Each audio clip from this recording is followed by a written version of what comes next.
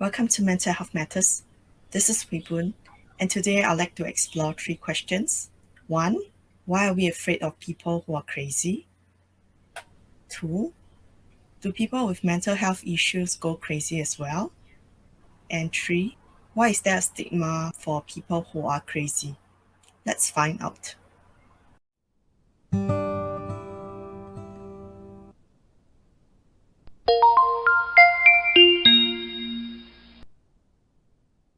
Now, before we try to answer the questions, let's look at some of the terms that we use in Singapore for people who we think are mentally unstable. The wire short circuit, This guy's crazy, all these kind of words. Okay, in the clips, you can see some of the terms that are used in Singapore, like xiao. Xiao itself is a Hokkien dialect for crazy, and you have another word like short circuit. Short circuit is probably a term that came from Cantonese, from Hong Kong. So for the Cantonese, crazy means 气心, means that the life wires crossed. I think with British ruling in Hong Kong, then with the Cantonese people learning how to speak English, then this 气心 got translated into short circuit, and then later it was shortened to sort. So in Hong Kong and in Singapore, we use the term sort, or this person sort one, to represent that they are crazy.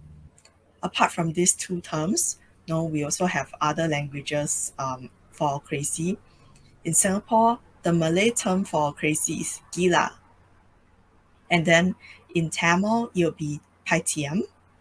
And in Hindi, pagali. For Chinese, of course, it's 神经病 or 疯子.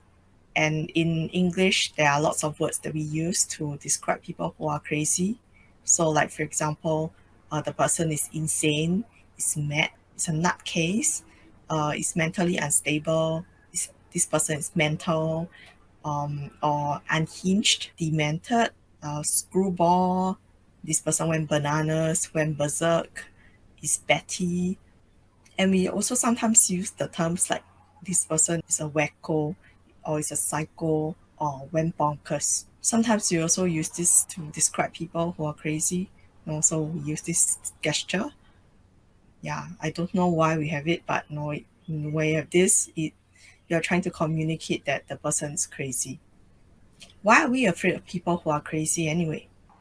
For me, when I reflect on this question, I'll be afraid of people who are crazy if they are in the following categories. 1, if they are aggressive. 2, if they have very weird behaviors, weird unsocialized behaviors. Or 3, if they are very dangerous. For the people who are very aggressive, we often think that they are unpredictable and unreasonable, and they may lose control at any point of time. So we don't really know why they actually pick on people or attack them or suddenly decide to shout and etc. And we often don't really know what to do. Let's take a look at some of the clips that show people who are aggressive and has been deemed as crazy.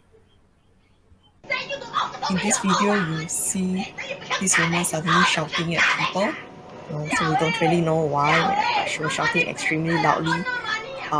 Probably at foreign workers who may be sitting at the reserved seats.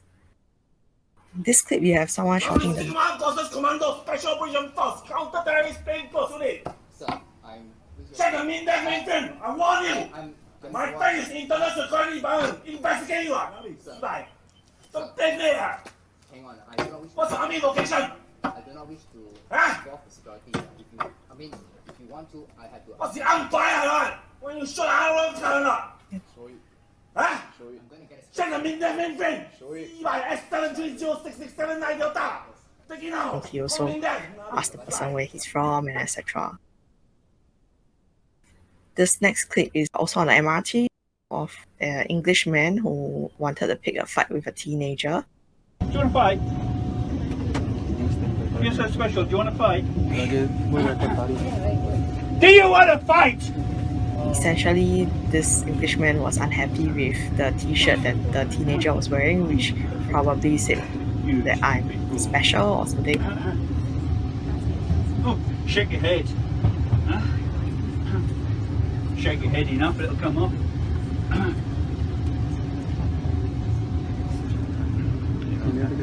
Oh dear. What a face.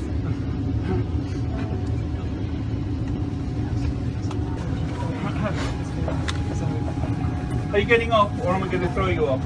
So he said, are you getting off, or do I have to throw you off? And we have one last clip here in a shopping center.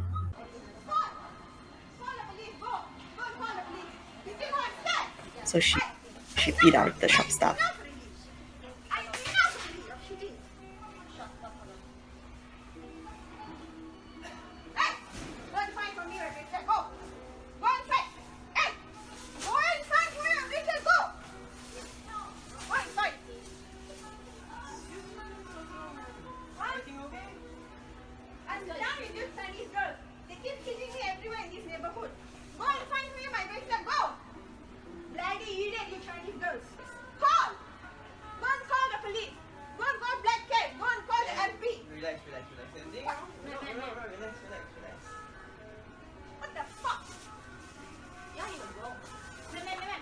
No, she's trying to go and attack the person. I'm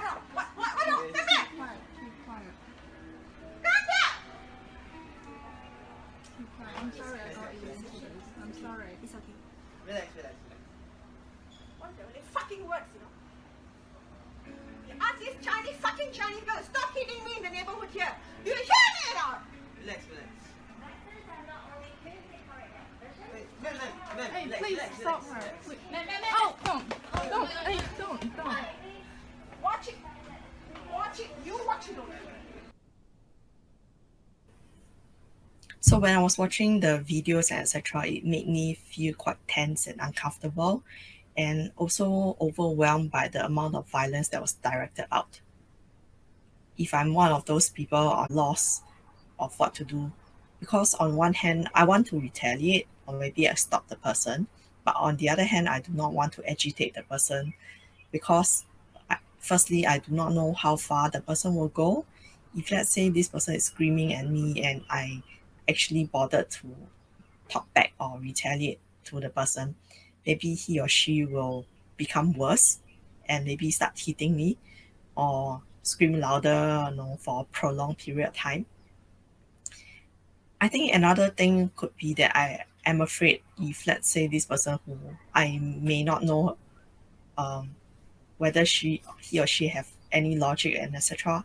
If let's say I were to retaliate or to say something, maybe the person will take offense and decide to stalk me or attack me or to follow me and know where I live and will come back to attack me again and again in other times of my life, which is something which I do not want at all. In our lives in Singapore, which is very busy, very hectic and very stressful, I guess all of us have a lot of things to do. I think there are a lot of routines, there are a lot of chores, and when your normal routine is suddenly interrupted by someone like this who shouts or interrupted traffic and etc., and everybody is caught in that situation and they can't really move or to get out of it, it is very tiring to actually endure such situations, and you find yourself very exhausted after that.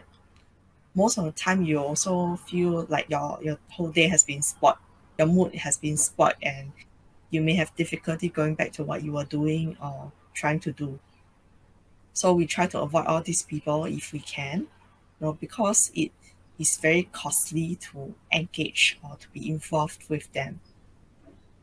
For some who are quite sensitive and extremely overwhelmed or traumatized by incidents like that, they may also think about possibilities in the future whereby they may meet such people again or have such encounters again, and how it will be horrible or horrifying, and it's very unpleasant.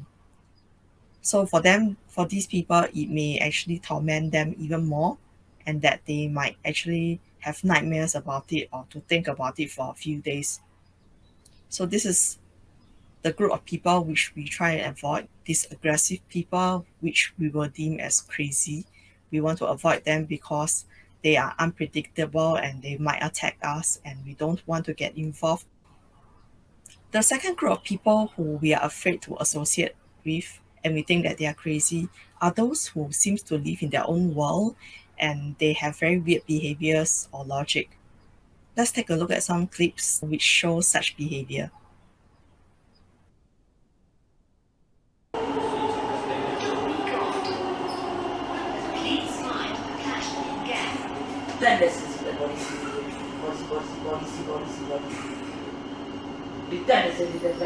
You have this boy here who is talking to the voice on the MRT and then doing very weird gestures. That's not smooth, very jittery gestures and then laughing to himself, etc. So I think that's kind of weird.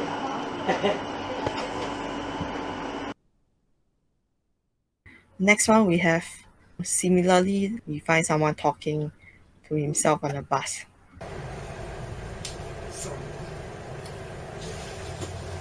Again, you can see that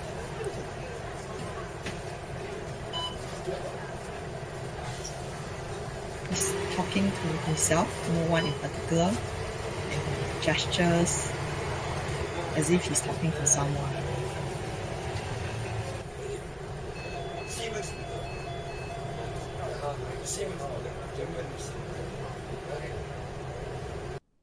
Okay, next we have something interesting on the MRT.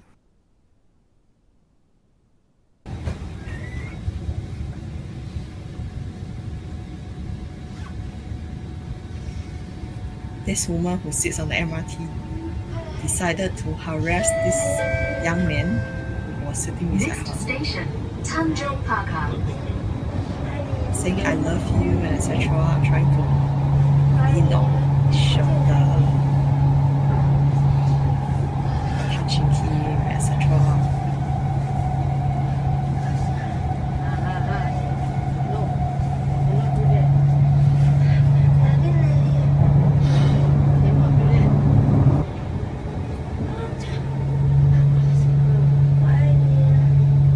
But she started to want to interact with him and he's like, he doesn't know what to do. The Malay lady beside this woman tried to help.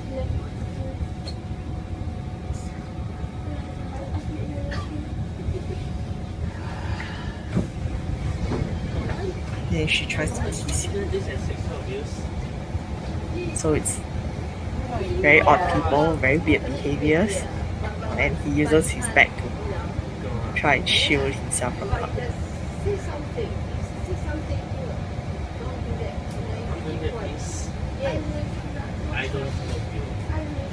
He's trying to tell her that I'm not interested in you, don't do this. Then she just lie there like that. So that's weird behavior, weird amorous woman on the MRT. Next in this video, very blur, but I think it's someone who decided to take his clothes off and just lie down at the corridor. I'm glad it's quite pixelated, so we can't really see anything. You can see that the police came later. I don't know what I'll do if somebody decides to go naked outside my corridor. Okay, next you have this old woman who's spitting on the bus seats.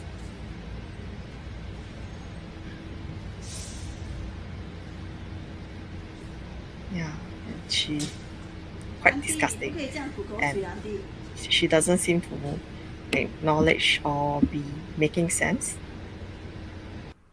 Okay, and last video here, this is a man with a hammer. You see he's just wearing shorts and not wearing shoes. And you have the policeman at the side. He will find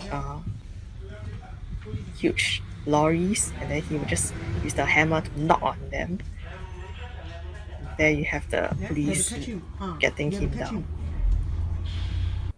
So why are we afraid of such people who are in their own world and have weird behaviors or logic? I think it's mostly that we do not want to be implicated. Firstly, we don't know what's going on for them, why they are thinking in such a way, or why they are doing such strange things, like the old woman who's spitting on the bus seats, or the young boy who's actually talking to himself on the train to the voice. I think it might be quite frightening for us if, let's say, the boy decides to talk to us and that we feel if we have to respond to him, what do you say? And more importantly, if you communicate or to talk to him, will he decide to follow you and follow you home and follow you for a month or so? Because we don't really know whether people like that still have any logic left. No. So they may not actually obey the other social norms or rules around. So if you were to walk away or say bye or go away, etc., will the person know not to follow you? Or will the person just decide to follow you? Yeah. So what do you do if the person decides to follow you home? No. This is something which I don't want to happen to me. There was an incident that happened to me previously with people with weird behaviors as well. I was actually coming out of the MRT station and there was this woman who was quite dirty looking. I think she probably did not bathe for about a week or so. Her hair is all gunky and etc. And it's all, there's a lot of grime on the face and on the clothes. And I was walking and I suddenly felt a poke on my back. I was quite astonished. It's like somebody attacked me. Don't know why somebody poked me. Did I do something wrong? Then I turned back and I saw this old woman, and then she was trying to get my attention using the umbrella to poke me to just ask for the time. So I told her the time, then I walked away, but I felt very threatened and very shocked. And it was very unpleasant for me that I was just minding my own business, okay, like after work going home and etc. And then suddenly this person come and attack me. So for me, it was unpleasant and uncalled for, and it's part of the weirdness. I think maybe in her world it is okay. It's normal to get people's attention using an umbrella. Maybe in her world it's okay, but it's not really so in our normal usual world. So for cases like that, it will have a tendency to try and avoid them. We don't want to get involved with them. Other examples for me are those who laugh to themselves, and for no reason, and then they talk to themselves or they are doing very weird things. But for those, the tendency is that we just stay away because, like what I said just now, we don't really know what the person will do if you start talking to him or her. Maybe they will follow you. Maybe they will do weirder things. Like for example, if they are just involved in their laughing, etc., and then you talk to them, I don't know whether the person will suddenly decide to come over and touch my hand or kiss me or something like that. Or all these things which I don't want to happen, so I try and stay away. We don't really know what strange logic gets these people working. So they might end up doing very extreme or harmful things, let's say to themselves or to others, or maybe decide to suddenly attack me or decide to come over and strangle me rather than kiss me. Then I will be implicated. Or if let's say I talk to the person and then the person suddenly decides to just like take off all the clothes and just lie down on the floor, and then I will have to be the person who will be intervening or will be calling the police and etc. Or other people may say that, oh no, this person was talking to him, then I will get involved. Again, usually these people are those that we don't really know, and they are just passerbys on the streets and etc., which we often do not want to spend too much energy and time on them. For people like that, for me at least, I will try not to get involved and I will try to stay away. For the last group of people, we try to stay away because they are dangerous. So when dangerous come to mind, I'm thinking of people who are criminally insane. So those who commit crimes like murder or etc., because they don't really know what's happening or the or the implications, or those who are out to manipulate, to use you. Some of them will decide that you are just one of their pawns and you are there to supply them with, let's say, attention or money or anything, and you are not allowed to leave. And unfortunately, all these people can be very, very charming, and you actually will not know that they have a mental illness. Those who have no conscience. When I'm talking about those who have no conscience, I'm talking about those people with antisocial personality disorder. They do not obey the law and they are prone to violence and etc. So these people are kind of dangerous, and you may not get to know them, by sight that they have such mental disorders. So it only when you get to know a person better or you somehow chance to upon one of the outbursts, then will you know. You can't really tell who has it until it's too late. And often these people do not actually go to a psychiatrist to get a diagnosis as well. So you can't tell as well. For the others who are diagnosed and dangerous, it will be those who actually have hallucinations or psychosis. So they hear things or they see things that's not there, maybe telling them very illogical things which we often do not believe. They may also have delusions which cause them to have firm beliefs of whatever that's not true or not in the reality. So harmless delusions could be things like the person thinking that he is Donald Trump. He is the actual Donald Trump and the one in US right now is maybe a fake. Or harmless hallucinations might be that if you are to see angels flying all around and that you hear music coming out of your ears and etc. at various times with different people coming near you, these are quite harmless. But you have those which are dangerous, like hallucinations whereby you might see bloody people walking around or you see zombies trying to suck your blood. You may also have hallucinations whereby you hear people whispering to you that that person is going to kill you, is devil in human form, and he or she will try and come over and harm you and things like that. Some harmful delusions can also include things like having a maybe religious figure, let's say a god, telling you that you are their counterpart and you're the special chosen one, and they will want you to actually get rid of certain evil in somebody else. Like, for example, maybe the evil is located in the eyeball of another person. So your job is to try and go over and take out their eyeball and throw it in the dustbin or to burn it up or something. In the person's mind who is actually plagued with hallucinations and delusions, this will make a lot of sense, but it will make the person out there who he's going to gouge the eyeball out very endangered. People who have psychosis and schizophrenia do this if they are not medicated. Or if they are medicated, of course, they will be able to tell the difference between hallucinations and delusions and reality, and they don't act on such thoughts. When they don't act on such thoughts, it makes them safe. So these are some of the examples which you have dangerous acts or behaviors by people who are crazy, which is why we try to avoid them. Why are we afraid of all these people who are dangerous? Well, I mean, who's not afraid of people who are dangerous? But I think inherently we are talking about this possible lack of morals and social rules. This person may not actually have the limitations or restrictions that we all have. They may not actually obey the norms and rules of life, like, for example, not killing people, not robbing people, being good, maybe the sense of good or evil is not there, and the limits are not there as well.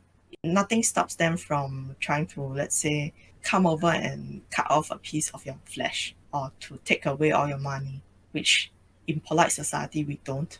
For other people who are dangerous, I think parts of us think that they might not actually, again, they might not go with the rules and norms of life. So if, let's say, you want to leave the relationship or you do not want to contact the person anymore, the person might try to manipulate you or to accuse you of things, or to abuse or haunt and stalk you. Also, we have some cases like that, which we see on the news, whereby they might not allow a breakup to happen, and they will stalk the ex-girlfriend or boyfriend, etc., and have morbid jealousy and etc. So this may happen. So coming to the next question, are people with mental health issues crazy? I would say that people with mental health issues are those whose emotional or psychological wellness has been impacted because of certain incidents or situations or relationships or even the environment, and that they feel unhappy or that they are coping maladaptively because of that. So it's short term and is usually related and associated with a specific trigger or specific incident, or it's one episode. In contrast, mental illness is when the emotion or thoughts, beliefs, behaviors, and relationship dynamics has become organized into a whole. So they are one set of coping manners and ways which a person does in their day-to-day lives, and it's pervasive. So across all various relationships and everything, they use that, and it has persisted for quite a period of time. And most importantly, of course, it is abnormal and maladaptive, causing a lot of dysfunction in the person's life. So to a certain extent, mental health issues are those that happen because of certain incidents, and but if let's say they are not resolved, they might cause a person to become hardened and molded into using those ways as a mode of life, and by doing that, the person actually develops a mental illness. I'll give you two examples. So like for example, for a child, if let's say he or she experiences a bullying incident in school, it's natural for the little child to feel scared and sad and not wanting to go to school, maybe the following day, etc. But if let's say the child is able to talk to a parent or a teacher or a counselor or anyone else and manage to get support, like for example, the teacher confronts the other child who was teasing him or her, or the parent decides to bring the child to school, and talks to the teacher about it, the parent of the offending child copes or shields the child to stop the bullying, etc., or that the child realizes that she or he can respond differently, look for friends instead of playing with the bully, then the child is able to close the episode and move on. However, if let's say the child does not get enough support, does not get any thing done about it, just sits with it and let this fear of this bully grow, he or she may eventually develop like school phobia, or maybe even anxiety disorders, that having the belief that he or she is easily bullied and people out there are always waiting or trying to bully him or her, that the school is a scary place, and etc. So this is how a mental health issue may develop into a mental illness or mental disorder. For an adult, it could be, let's say, an incident whereby you are betrayed by your best friend. So betrayal itself is of course very painful and very, very shocking, in that it's unexpected and that you had trusted the person a lot. You'll feel probably extremely angry, and then you will think that you have poor judgment, etc., and why didn't you see it coming, how can a person do this to me, and etc. So again, if you can process all this out, if you can talk it out and have people who are supportive of you, or to help you clarify to see what happens, and that maybe you take on a stand that, oh, next time I need to look at people closely before I decide to make them my trusted friends, or that I do not trust people with such issues until I know them for a long period of time, then you will be able to move on. However, if let's say this is not properly handled, then you might develop this paranoia that there are people out there who's waiting to cheat you, and that there's no true friends out there. Everybody's trying to use each other, and that nobody's reliable. You can only trust yourself, the world is a horrible place, everybody's out there to get you. And then with this, you might develop a paranoid personality disorder. Or if let's say the other end may happen is that you may contain all this rage and then you keep holding it and then exploding now and then you might actually develop an intermittent explosive disorder. Or if let's say you have this belief that this is hopeless, the whole world is like that, everybody around me is like that, no, I don't see any exceptions, and everybody's only for themselves and a survival of the fittest kind of thing, then you might develop depression or maybe also an anxiety disorder.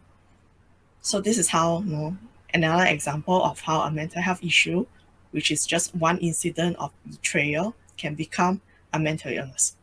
So do people with mental health issues go crazy? I would say that people with mental health issues do not always develop mental health disorders. It's not the same.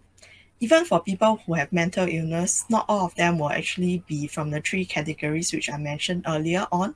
So the three categories, let me recap, are that they are aggressive, or that they have weird behaviors, or that they are dangerous. Lots of people with mental illnesses do not actually fall into such categories, and you actually don't really know that they have a mental illness at all. No, in Singapore, the prevalence, according to the recent study in 2016, is actually 1 in 7. 1 in 7.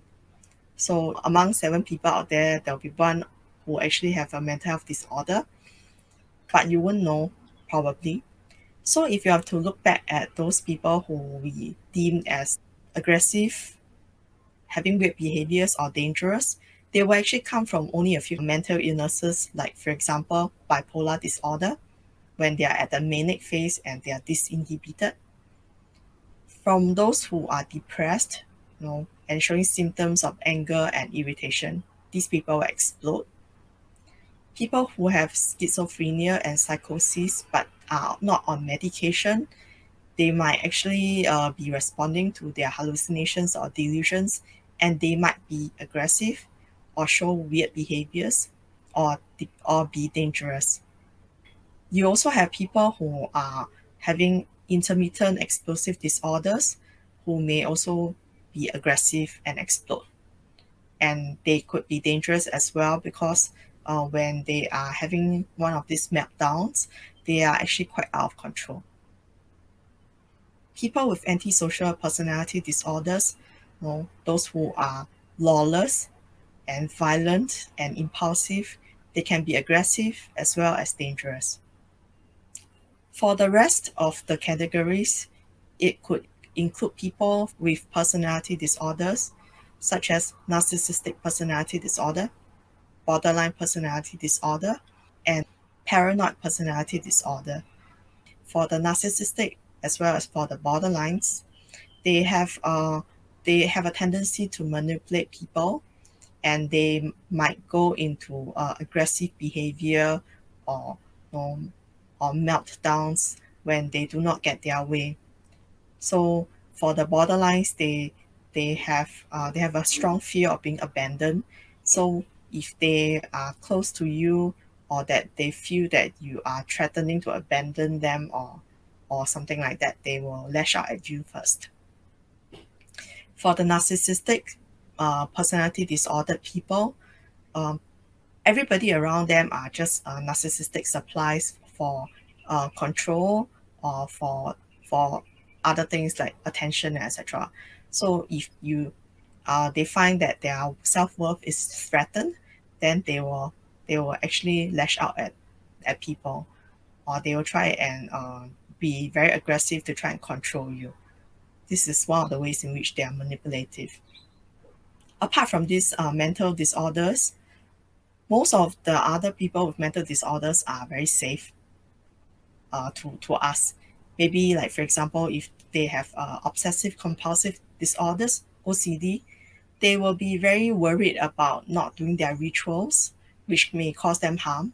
So if let's say they are to only walk on the white lines and etc., then it only distresses them but not the other people around. Usually not other people around. Or if let's say people have phobias, they are scared of, let's say, spiders or heights or anything, it doesn't really interfere with our other people's normal functioning and normal life. Having said all this, I just want to emphasize that it's very different for a stranger, and their interpretation of someone with a mental illness or disorder versus someone who's a friend or family. If you're a friend or if you're a part of the family, you will actually be giving support slightly differently. You will be supporting them to try and get help for their mental illness, or if let's say they have mental health issues, to try and talk to someone about it, etc., to try and be a listening ear and to support them. Schizophrenia and psychosis have been known to be brain attacks, just like heart attacks. So in the first time where they actually had the psychotic episode, it's their brain which is inflamed, and they are cutting out neurons, etc., which makes them have very unhinged behaviors.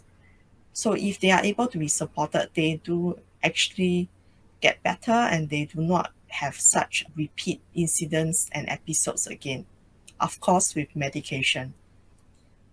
So it's very important, if you're a family member or if you're a friend, to support all those people with mental illness.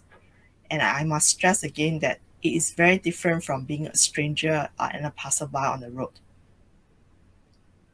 So hopefully my explanation and today's broadcast have brought you certain understanding about the background as to why we are afraid of people who are crazy, and what we can do about it, and some of the people who may have such behaviors that we will want to avoid.